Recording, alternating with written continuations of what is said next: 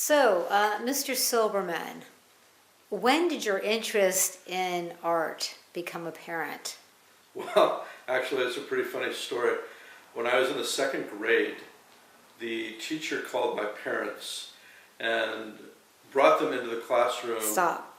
Don't put your arm looks really funny. No, that arm looks good. No. Put that arm, yeah. Comfortable.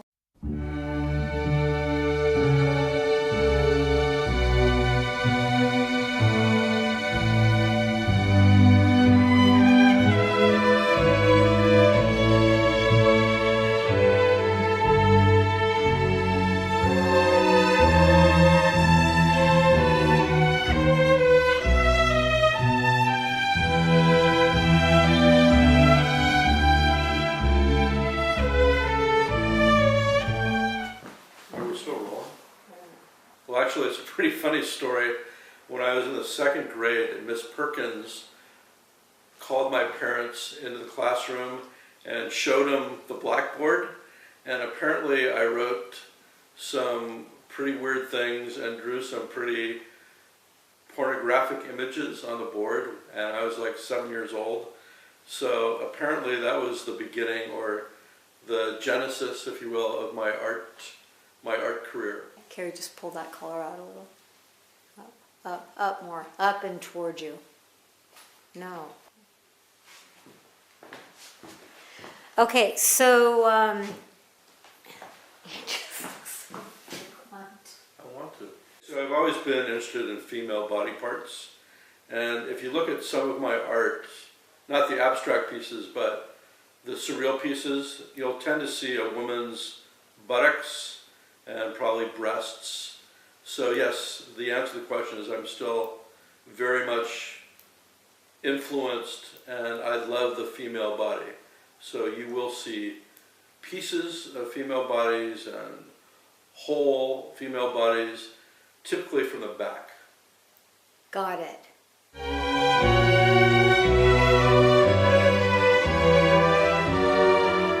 I'm not in any galleries, but my ex-wife is supposed to help me put together a website, and I have to take new photographs of all my artwork, so hopefully my new website will be out soon, as soon as it's done. You can contact me directly, and maybe I'll put my phone number on the bottom of this, but maybe that's too commercial, I don't know.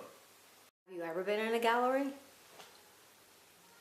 Actually, I've had some art shows. Turn it off.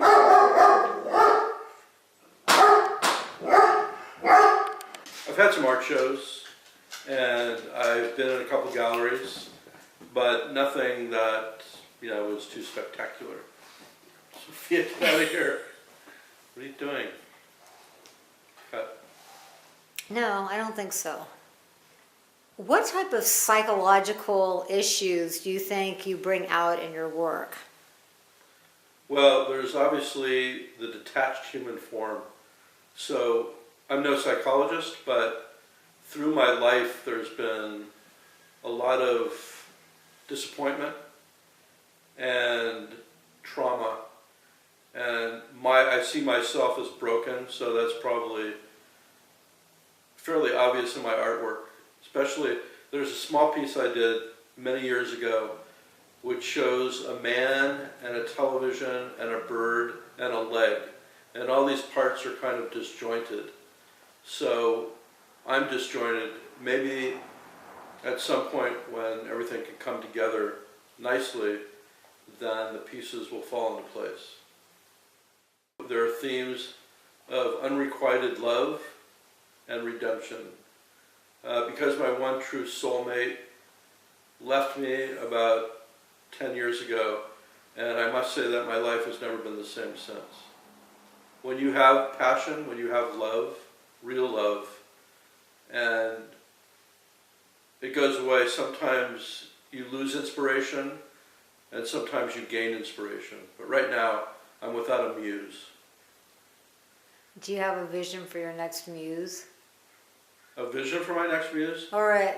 Well, it would be awesome if my old muse came back, but I try. I've been very persistent, and apparently she wants nothing to do with me. So, say la vie. I thought she's a person filming you and one of your greatest supporters. She is an amazing supporter, but when you have your soulmate and when she's also your lover, then it brings a new intensity to your work. But when she's just a friend, yeah, that's different. You don't have the same inspiration. You don't wake up every day next to somebody, holding them and feeling love and being loved. It's different. Your work, my work would be obviously without any kind of love. There's no love. Okay, is there any passion in your life, and what are you working on these days? There's been trauma in my life, but I don't really have any passion, like in terms of romantic or sexual passion. No, there's none of that. But I'm actually doing a series of sketches right now based on some people that I know, and I might turn those into some paintings. I'm not sure yet. It's just sort of experimentation. I haven't done a lot of drawing for a couple months, and actually there was a point in time when I only had access to a pencil and shrouds of paper. And I'm sort of carrying on that tradition, at least until the point where I buy some more oil paints and some canvas. And, I usually like working on canvas that's stretched, and my ex-wife used to help me stretch it. And so if I just did it myself, it wouldn't be the same. It would lose part of the whole intensity. I think she would be willing to stretch some canvas for you. Okay. I appreciate that. To get you back on Right. Yeah, if she track. helped me stretch some canvas, code word being canvas, then perhaps, new things could happen. Okay, great. So although you seem to be in sort of maybe coming out of a dark stage in your life, you're still going to be using the bright and vibrant colors. You're not going to change your color palette at all? No, I wouldn't say that I'm coming out of a dark stage at all. I'm still very much in it. But the colors don't really reflect my mood. They're just my palette. That doesn't change. So whether I'm in a joyous mood or I'm in a mood that's reactionary to the trauma, the colors remain the same. I need to be challenged. I need to have some questions that challenge me. Oh, you're insulting. No, I haven't heard any questions that are really of a challenging nature. Like putting me on the carpet and saying, hey, where's the accountability? Actually, you claim you're a painter, but where are the paintings? Stuff well, like I was that. trying to be polite. I don't want polite. Polite is bullshit. So why haven't you done anything with your paintings? Again, I've lost some inspiration. No. When you have that great inspiration, you were not out in the world showing them your paintings. Perhaps it's a feeling of not knowing who my market really is. I mean, most of the pieces that I've sold in my life have been to private parties, whether they've been friends or relatives, and the public has yet to embrace me. So perhaps there's a feeling of resignation. In other words, why create things if there's no market for it? Or if I don't know how to create a market, what's the point? Actually, there's a market for everything, and I think you're just making excuses, Mr. Silberman. Well, that could be true. And I don't know why you're calling me Mr. Silberman when I'm Cary. I'm not Mr. anything. I'm Cary. I'm a painter. I'm not a Mr. Okay? I had a mistress.